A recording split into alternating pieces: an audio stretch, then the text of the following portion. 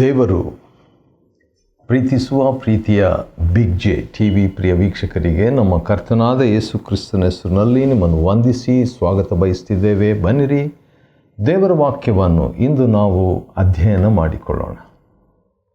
ಇಂದಿನ ನಮ್ಮ ಅಧ್ಯಯನ ಯೋಹಾನನು ಬರೆದ ಸುವಾರ್ತೆ, the Gospel according to John, chapter 15, 15ನೇ ಅಧ್ಯಾಯ.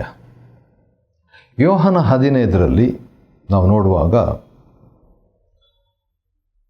ಸ್ಥಿರ ಜೀವನದ 12 ರಹಸ್ಯಗಳು, 12 ಸೀಕ್ರೆಟ್ಸ್ ಆಫ್ ಸ್ಟೇಬಲ್ ಲೈಫ್.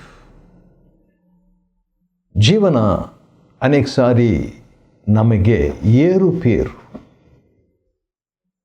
ಹೆಚ್ಚು ಕಡಿಮೆ, ಆದರೆ ಒಂದು ಸ್ಥಿರತೆಗೆ ಬರುವಂಥದ್ದು ಅಗತ್ಯ. ಪ್ರಾರಂಭದಲ್ಲಿ ಮಗು ಹುಟ್ಟಿದಾಗ ಬೀಳುವಂಥದ್ದು ಸಹಜ, ಆದರೆ ಆತ್ಮಿಕ ಜೀವನ ಕಟ್ಟಡದೋಪಾದಿಯಲ್ಲಿ, ಆಲಯದೋಪಾದಿಯಲ್ಲಿ, ಮರದ ಪಾದಿಯಲ್ಲಿ. ಮರ ಸ್ಥಿರವಾಗಿ ಒಂದೇ ಕಡೆ ಇರ್ತದೆ. ನಾಳೆ ದಿವಸ ಬಂದು ಬೆಳಗ್ಗೆ ನೋಡಿದರೆ ಅದು ಬೇರೆ ಕಡೆ ಮೂವ್ ಆಗಿರೋದಿಲ್ಲ. ಮನೆ ಒಂದೇ ಕಡೆ ಇರ್ತದೆ. ಆದರೆ ಅದೇ ರೀತಿಯಾಗಿ ನಮ್ಮ ಜೀವನ ಕೂಡ ಸ್ಥಿರವಾಗಿರಬೇಕಾದರೆ ಅದಕ್ಕೆ 12 ಸೀಕ್ರೆಟ್ಸ್ ಇದ್ದಾವೆ. ಆ ಸ್ಥಿರವಾದ ಜೀವನದ 12 ರಹಸ್ಯಗಳು, 12 ಸೀಕ್ರೆಟ್ಸ್ ಆಫ್ ಸ್ಟೇಬಲ್ ಲೈಫ್ ನಾವು ನೋಡಲಿಕ್ಕೆ ಹೋಗ್ತಿದ್ದೇವೆ. ಒಂದೊಂದಾಗಿ ನಾವು ನೋಡುವಾಗ ದೇವರ ಆತ್ಮನು ನಮಗೆ ತನ್ನ ಸಹಾಯವನ್ನು ಒದಗಿಸಲಿ. ಮೊದಲನೇದಾಗಿ ಲಿಫ್ಟಿಂಗ್ ಬೈ ಫಾದರ್. ನಾವು ಸ್ಥಿರವಾದ ಜೀವನವನ್ನು ಜೀವಿಸಬೇಕಾದ್ರೆ, ಸ್ಟೇಬಲ್ ಲೈಫ್ ನಾನು ಜೀವಿಸಬೇಕಾದ್ರೆ ತಂದೆ ನಮ್ಮನ್ನು ಮೇಲಕ್ಕೆತ್ತಬೇಕು. Lifting up by father. ಯಾಕಂತ ಹೇಳಿದರೆ ಯೇಸು ಸ್ವಾಮಿ ಹೇಳುವಂಥ ಒಂದು ಮಾತು, ನಾನೇ ನಿಜವಾದ ದ್ರಾಕ್ಷಿಯ ಬಳ್ಳಿ, ನನ್ನ ತಂದೆಯ ತೋಟಗಾರನು ನನ್ನಲ್ಲಿದ್ದುಕೊಂಡು, 2ನೇ ವಚನ, ಫಲ ಕೊಡದ, ಯೇಸು ಸ್ವಾಮಿಯಲ್ಲಿ ಇದ್ದುಕೊಂಡು ಫಲ ಕೊಡದ ಪ್ರತಿಯೊಂದು ಕವಲು ಬಳ್ಳಿಯನ್ನು ತಂದೆ ಮೇಲಕ್ಕೆತ್ತುವರು. ಬಿಬ್ಲಿಕಾ ಆ ಭಾಷಾಂತರದಲ್ಲಿ, ಕನ್ನಡ ಸಮಕಾಲಿಕ ಬಿಬ್ಲಿಕ ಭಾಷಾಂತರದಲ್ಲಿ ಈ ರೀತಿಯಾಗಿ ಭಾಷಾಂತರ ಮಾಡಲಾಗಿದೆ. ಅದೇನಂತ ಹೇಳಿದ್ರೆ, ನನ್ನಲ್ಲಿದ್ದು ಫಲ ಕೊಡದ ಪ್ರತಿಯೊಂದು ಬಳ್ಳಿ, ಕವಲು ಬಳ್ಳಿಯನ್ನು ತಂದೆ ಮೇಲಕ್ಕೆತ್ತುವರು. ಯಾಕಂದರೆ ಹೀಬ್ರೂ ಮೂಲ ಏರೋಸ್ ಅಂತ ಹೇಳ್ಬಿಟ್ಟಿದೆ. ಅದರ ಅರ್ಥ ಲಿಫ್ಟ್ ಅಪ್. ಹೌದು, ಅಂಥ ಒಂದು ಕಾರ್ಯವನ್ನು ತಂದೆ ಮಾಡ್ತಾರೆ. ಯಾಕಂದರೆ ಫಲ ಕೊಡುವಂತೆ, ಸ್ಥಿರ ಇರುವಂತೆ. 2ನೇದಾಗಿ ವರ್ಡ್ ಕ್ಲೆನ್ಸಿಂಗ್. ಮೊದಲನೇ ತಂದೆ ಮೇಲಕ್ಕೆತ್ತಬೇಕು, ಫಾದರ್ ಲಿಫ್ಟಿಂಗ್. 2ನೇದಾಗಿ ವರ್ಡ್ ಕ್ಲೆನ್ಸಿಂಗ್. ಸ್ಥಿರವಾದ ಜೀವನ ನನಗೆ ಬೇಕಾ? ಹಾಗಾದರೆ ವಾಕ್ಯ ಕ್ಲೀನ್ ಮಾಡ್ತಾ ಇರಬೇಕು, ಮತ್ತೆ ಮತ್ತೆ ಮತ್ತೆ. Word cleaning. ಹೌದು, ಅಲ್ಲಿ ಇರುವಂಥ ಒಂದು ಮಾತು, ಫಲ ಕೊಡುವ, 2ನೇ ವಚನದ 2ನೇ ಭಾಗದಲ್ಲಿ, ಫಲ ಕೊಡುವ ಪ್ರತಿಯೊಂದು ಕವಲು ಬಳ್ಳಿಯು ಹೆಚ್ಚು ಫಲ ಕೊಡುವಂತೆ ಅದನ್ನು ಶುದ್ಧ ಮಾಡ್ತಾರೆ. ಆ ರೀತಿಯಾಗಿ ಹೇಳಿಬಿಟ್ಟು 3ನೇ ವಚನದಲ್ಲಿ, ನಾನು ನಿಮಗೆ ಹೇಳಿದ ವಾಕ್ಯದ ದೆಸೆಯಿಂದ ನೀವು ಶುದ್ಧರಾಗಿದ್ದೀರಿ. ವಾವ್! ಯೇಸು ಸ್ವಾಮಿ ಮಾತಾಡುವಾಗ ನಮಗೆ ಶುದ್ಧತೆ. Wow wow! ಎಷ್ಟು ಸಾರಿ ನನ್ನ ಜೀವನದಲ್ಲಿ ಇದನ್ನು ಅನುಭವಿಸಿದ್ದೇನೆ. ಏನೋ ಒಂದು ತಪ್ಪು, ಏನೋ ಒಂದು ಗಿಲ್ಟಿ ಫೀಲಿಂಗ್, ಅಪರಾಧ ಮನಸ್ಸಾಕ್ಷಿ ತಿಳಿದೋ ತಿಳಿಯದೆಯೋ ಇರ್ತದೆ. ಆ ರೀತಿಯಾಗಿದ್ದಾಗ, ಹೋರಾಡುವಾಗ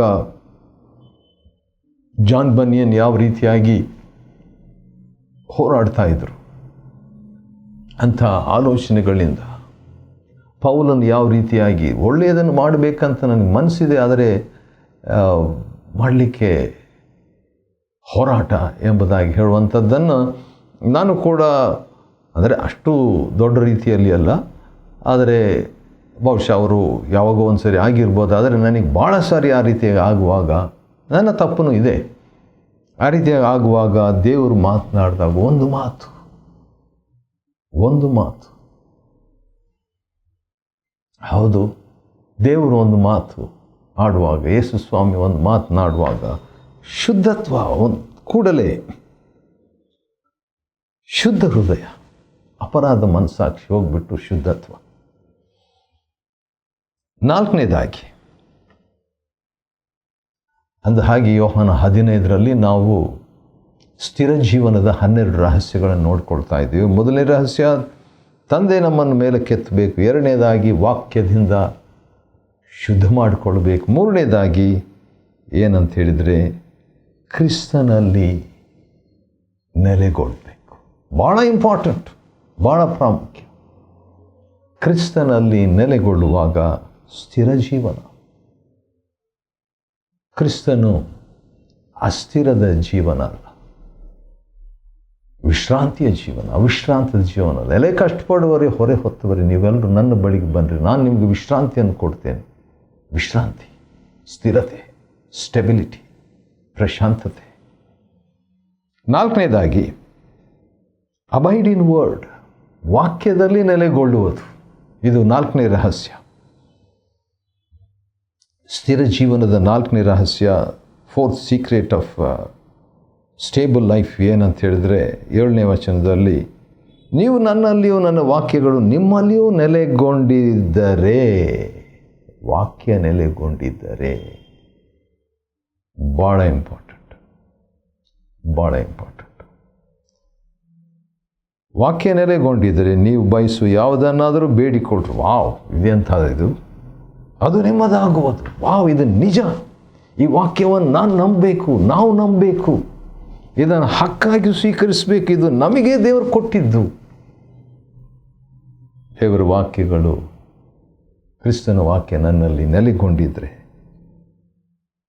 ನಾನು ಬಯಸುವ ಯಾವುದನ್ನಾದರೂ, ಹಾಗಾದರೆ ನನ್ನ ಬಯಕೆಗಳನ್ನು, ಕೆಲವು ಇಹಲೋಕದ ಬಯಕೆಗಳಿದೆ, ಅಂದರೆ ಲೋಕಕ್ಕೆ ಸಂಬಂಧಪಟ್ಟದ್ದು, ಅದು ಹಣದ ಬಗ್ಗೆ ಇರ್ಬೋದು, ಅದು ಮನೆ ವಿಷಯದಲ್ಲಿರ್ಬೋದು, ಅಥವಾ ಕುಟುಂಬದ ವಿಷಯದಲ್ಲಿರ್ಬೋದು, ಸಾಲದ ವಿಷಯದಲ್ಲಿರ್ಬೋದು, ಅಥವಾ ಹಣ ಯಾರೋ ತಕ್ಕೊಂಡು ಅದನ್ನು ಕೊಡದೇ ಇರುವಂಥ ಒಂದು 30 ಲಕ್ಷ ಸುಮಾರು, ಅದರ ಬಗ್ಗೆ ಬ್ರೇಕ್ ಥ್ರೂ ಆಗಬೇಕು, ದೇವರು ಜಯಪ್ರದ ಕೊಡಬೇಕು. ಆಗುತ್ತೆ, ದೇವರಿಗೆ ಸಾಧ್ಯ.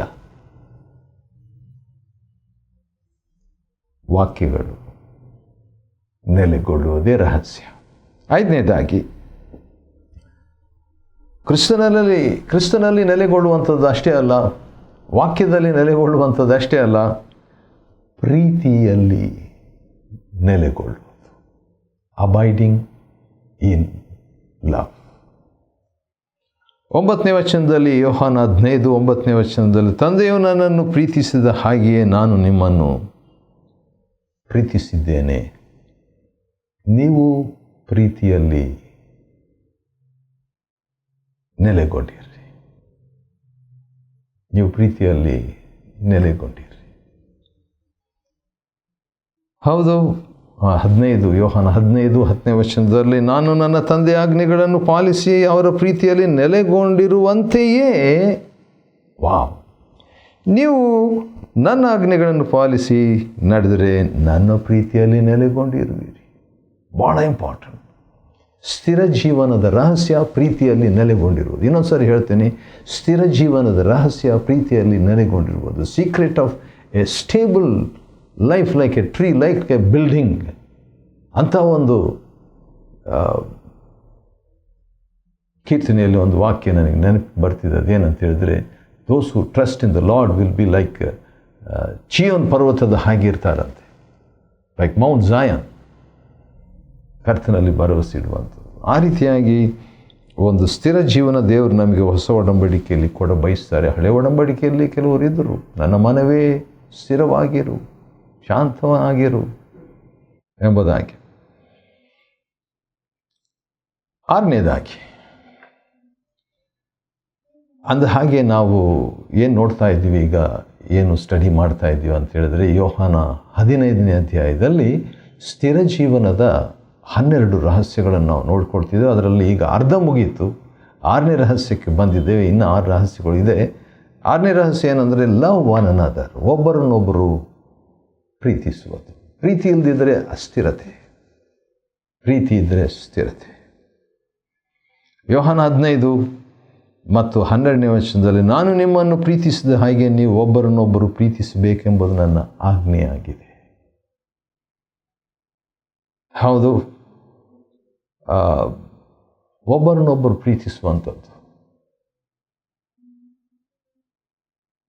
ಒಬ್ಬರನ್ನೊಬ್ಬರು ಪ್ರೀತಿಸುವಂಥದ್ದು ಭಾಳ ಇಂಪಾರ್ಟೆಂಟ್, ಭಾಳ ಇಂಪಾರ್ಟೆಂಟ್.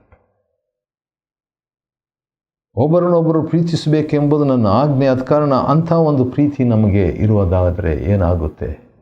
ಸ್ಥಿರತೆ, ಸ್ಥಿರತೆ. ಅಂಥ ಜೀವನ ದೇವರು ನಮಗೆ ಕೊಡಲಿ. 7ನೇದಾಗಿ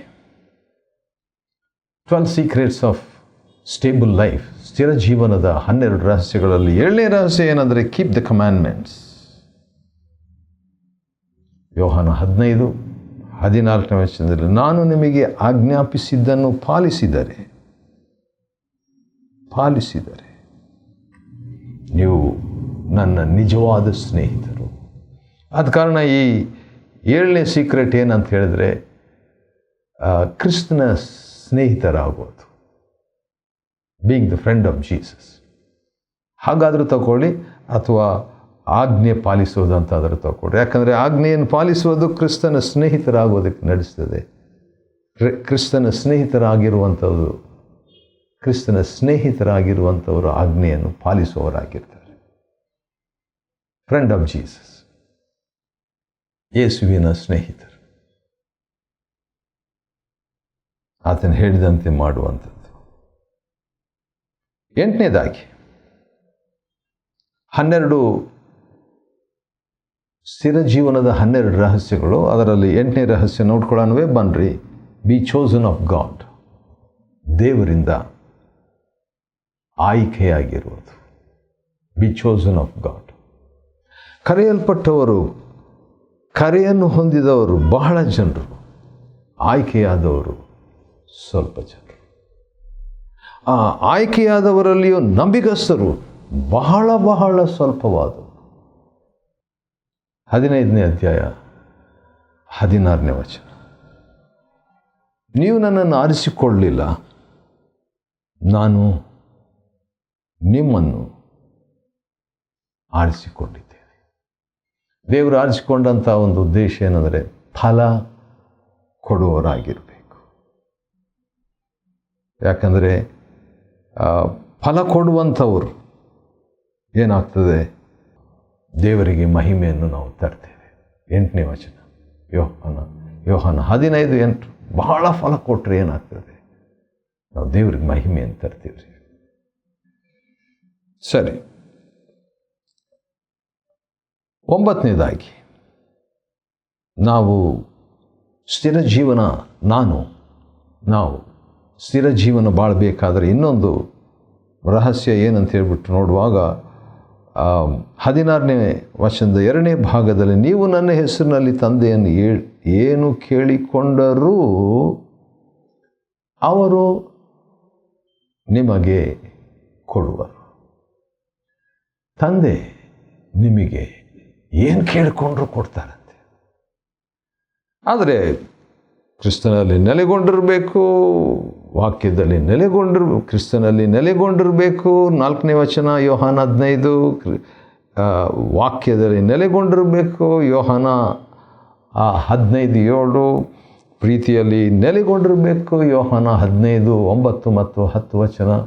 ಈ ರೀತಿಯಾಗಿ ನೆಲೆಗೊಂಡಿರುವಾಗ ತಂದೆಯನ್ನು ಏನು ಕೇಳಿಕೊಂಡ್ರು ತಂದೆ ಕೊಡ್ತಾರೆ. ಆ ಭರವಸೆ ನಮಗಿರಬೇಕು. ಅದು ಹಣದ ವಿಷಯದಲ್ಲಿ ಮಾತ್ರವಲ್ಲ, ಎಲ್ಲ ವಿಷಯದಲ್ಲಿ. 2 ಲೋಕ ಇದೆ, ಕಾಣುವ ಲೋಕ, ಕಾಣದ ಲೋಕ. ಪೌಲನ 2 ಕೊರಿಂಥ 4ನೇ ಅಧ್ಯಾಯದ ಪ್ರಕಾರ ಈ ಕಾಣುವ ಲೋಕದ ಕಾರ್ಯಗಳು ಅಥವಾ ಏನಾದರೂ ಸಮಸ್ಯೆಗಳು ಅಥವಾ ನಮಗೆ ಕೊರತೆಗಳು ಏನಾದರೂ ನಮಗೆ ಸಿಗಬೇಕಾದ್ರೆ ಕಾಣದ ಲೋಕವನ್ನು ಉಪಯೋಗಿಸಿಕೊಂಡು ಕಾಣುವ ಲೋಕದಲ್ಲಿರುವಂಥ ಸಮಸ್ಯೆಯನ್ನು, ಕೊರತೆಯನ್ನು, ಅಸ್ವಸ್ಥತೆಯನ್ನು, ಪಾಪವನ್ನು, ಶಾಪವನ್ನು ನಾವು ಬಗೆಹರಿಸಲು ಸಾಧ್ಯ. ಕಾಣದ ಲೋಕದಲ್ಲಿ ಯಾರಿದ್ದಾರೆ ಅಂದರೆ ದೇವರ ವಾಕ್ಯ, ವಿಶ್ವಾಸ, ದೇವರ ಶಕ್ತಿ. ದೇವರನ್ನು ಉಪಯೋಗಿಸಿಕೊಂಡು, ಕಾಣದ ದೇವರನ್ನು ಉಪಯೋಗಿಸಿಕೊಂಡು ಕಾಣುವ ಸಮಸ್ಯೆಗಳನ್ನು ಬಗೆಹರಿಸುವಂಥದ್ದು ಸ್ಥಿರತೆಗೆ ನಡೆಸ್ತದೆ. Ask anything of my father ಅಂತ ಯೇಸುಸ್ವಾಮಿ ಹೇಳಿದ್ದಾರೆ. 10ನೇದಾಗಿ, ಎಕ್ಸ್ಪೆಕ್ಟ್ ಟು ಬಿ ಹೇಟೆಡ್. ಏನದು? ದ್ವೇಷವನ್ನು ನಿರೀಕ್ಷಿಸಿ. ಹೌದು, ಲೋಕವು ನಿಮ್ಮನ್ನು ದ್ವೇಷಿಸ್ತದೆ, ತಿಳ್ಕೊಳ್ಬೇಕು. ಲೋಕದವರು, ಯಾಕಂದರೆ ನಾವು ಆಯ್ಕೆಯಾದವರು, ನಾವು ದೇವರಿಗೆ ಸೇರಿದವರು. ಆದ ಕಾರಣ ಲೋಕವು ದೇವರಿಗೆ ಸೇರದವರು, ದೇವರು ನಂಬದವರು, ಅಥವಾ ಒಂದು ವೇಳೆ ದೇವರನ್ನು ನಂಬಿದವರೇ ಆಗಿರ್ಬೋದು, ಆದರೂ ಕೂಡ ಒಮ್ಮನಸ್ಸಿಲ್ಲದಂಥವರು ನಮ್ಮನ್ನು ದ್ವೇಷಿಸುವ ಲೋಕ ತಮ್ಮಲ್ಲಿ ಇಟ್ಕೊಂಡಂಥವ್ರು ನಮ್ಮನ್ನು ದ್ವೇಷಿಸ್ಲಿಕ್ಕೆ ಸಾಧ್ಯ. ಆದ ಕಾರಣ ರಹಸ್ಯ ಏನಂದರೆ ಎಕ್ಸ್ಪೆಕ್ಟ್, ಅಪೋಸಿಷನ್, ವಿರುದ್ಧ ದ್ವೇಷ ನಿರೀಕ್ಷಿಸುವಂಥದ್ದು. 11ನೇದಾಗಿ ನಾವು ನೋಡುವಾಗ, ರಿಮೆಂಬರ್ ಜೀಸಸ್ ವರ್ಡ್ಸ್. ಯೇಸುವಿನ ಮಾತನ್ನು ನೆನಪಿಟ್ಟುಕೊಳ್ಳುವಂಥದ್ದು ಕೂಡ ನಮಗೆ ಸ್ಥಿರ ಜೀವನದ ಒಂದು ರಹಸ್ಯವಾಗಿದೆ. ಯಾಕಂದರೆ ಸ್ವಾಮಿ ಒಂದು ಮಾತು ಹೇಳ್ತಾರೆ 20ನೇ ವಚನದಲ್ಲಿ, ಯೋಹಾನ 15:20, 2ನೇ ಭಾಗ, ನಾನು ನಿಮಗೆ ಹೇಳಿದ ಮಾತನ್ನು ನೆನಪಿಗೆ ತಂದುಕೊಳ್ಳಿರಿ. ವಾವ್! ಸಾಧ್ಯನಾ? ಸಾಧ್ಯ. ಯಾಕಂದ್ರೆ ದೇವರ ಆತ್ಮನಿರೋದರಿಂದ ಅದು ಸಾಧ್ಯ. ಯೇಸುಸ್ವಾಮಿ ಹೇಳಿದ್ದ ಎಲ್ಲವನ್ನು ನಾನು ನೆನಪಿಗೆ ತಂದುಕೊಳ್ಳಿಕ್ಕೆ ಸಾಧ್ಯನಾ? ನಾವು ತಂದುಕೊಳ್ಳಿಕ್ಕೆ ಸಾಧ್ಯನಾ? ಸಾಧ್ಯ. ಯಾಕಂದ್ರೆ ದೇವರ ಆತ್ಮ ಸಹಾಯ ಮಾಡ್ತಾರೆ. ಆಮೇನಂತ ಹೇಳ್ಬಿಟ್ಟು ಅದನ್ನು ಸ್ವೀಕಾರ ಮಾಡೋಣ. ಕೊನೆಯದಾಗಿ 12ನೇ ರಹಸ್ಯ. ಏನು ರಹಸ್ಯಗಳನ್ನು ನಾವು ನೋಡ್ಕೊಳ್ತಾ ಇದ್ದೇವೆ? ಏನು ರಹಸ್ಯಗಳು ಅಂತ ಹೇಳಿದರೆ, ಸ್ಥಿರ ಜೀವನದ, ನನ್ನ ಜೀವನ ಸ್ವಲ್ಪ ಹೆಚ್ಚು ಕಡಿಮೆ ಆಗಿದೆ, ಏರುಪೇರಾಗಿದೆ, ಅವಸ್ಥೆಯಾಗಿ ಒಂದು ಸುವವಸ್ಥೆಯಲ್ಲಿ ಇಲ್ಲ ಅಂತ ಹೇಳುವಂಥ ವ್ಯಕ್ತಿ ಆತ್ಮಿಕವಾದ ಜೀವನದಲ್ಲಿ ಈ 12 ರಹಸ್ಯಗಳು. ಅದರಲ್ಲಿ 12ನೇ ರಹಸ್ಯ, witness of the Holy Spirit, ಪವಿತ್ರಾತ್ಮನ ಸಾಕ್ಷಿ. ಯೋಹಾನ 15:26ನೇ ವಚನದಲ್ಲಿ, ಸತ್ಯದ ಆತ್ಮನು ಬಂದಾಗ ಆತನೇ ನನ್ನ ವಿಷಯವಾಗಿ ಸಾಕ್ಷಿ ಕೊಡುವನು. ನಾವು ಸಾಕ್ಷಿ ಕೊಡೋದ್ರ ಬಗ್ಗೆ ನಾವಷ್ಟೇ ಸಾಕ್ಷಿ ಕೊಡ್ತೀವಿ ಅಂತ ತಿಳ್ಕೊಳ್ಬಾರ್ದು. ನಾವು ಸಾಕ್ಷಿ ಕೊಡಲಿಕ್ಕಿದ್ದೇವೆ. ಯೋಹಾನ 5 ಅಪೊಸ್ತಲಕೃತ್ಯ 1:8. ಆದರೆ ಸತ್ಯದ ಆತ್ಮನು ಸಾಕ್ಷಿ ಕೊಡ್ತಾರಂತೆ ಕ್ರಿಸ್ತನ ವಿಷಯವಾಗಿ. ಸತ್ಯದ ಆತ್ಮನು ಹೌದು ಸಂತೈಸುವಾತ, ತಂದೆಯಿಂದ ಹೊರಟು ಬಂದ ಆತ ನಮಗೆ ಸಾಕ್ಷಿ ಕೊಡುವಾಗ ಏನಾಗ್ತದೆ? ನನ್ನಲ್ಲಿ ನನ್ನ ಆತ್ಮ ಒಂದು ಸ್ಥಿರತೆಯನ್ನು ಹೊಂದುತ್ತದೆ. ಲೋಕಕ್ಕೂ, ಪಾಪಕ್ಕೂ, ಸ್ವಾರ್ಥಕ್ಕೂ, ಕ್ರಿಸ್ತನಲ್ಲದಂಥ ಒಂದು ಆತ್ಮಕ್ಕೂ ನಡೆಸುವಂಥ ನನ್ನ ಜೀವನದಲ್ಲಿ ಒಂದು ಸ್ಥಿರತೆಯನ್ನು ಈ ರಹಸ್ಯಗಳು ತರ್ತದೆ. ಅದರಲ್ಲಿ ದೇವರ ಆತ್ಮನ ಸಹಾಯದಿಂದ ಅಂಥ ಒಂದು ಸ್ಥಿರತೆ ನಮಗೆ ಬೇಕು, ನನಗೆ ಬೇಕು. ಇದೇ 12 ರಹಸ್ಯಗಳು. ಯೋಹಾನ 15ನೇ ಅಧ್ಯಾಯದಿಂದ ಸ್ಥಿರ ಜೀವನದ 12 ರಹಸ್ಯಗಳನ್ನು ಅಧ್ಯಯನ ಮಾಡಿಕೊಳ್ಳುವಂತೆ ದೇವರು ಕೊಟ್ಟ ಕೃಪೆಗಾಗಿ ಆತ್ಮ ಸ್ತೋತ್ರವಾಗಲಿ. ದೇವರು ನಿಮ್ಮನ್ನು ಆಶೀರ್ವದಿಸಲಿ.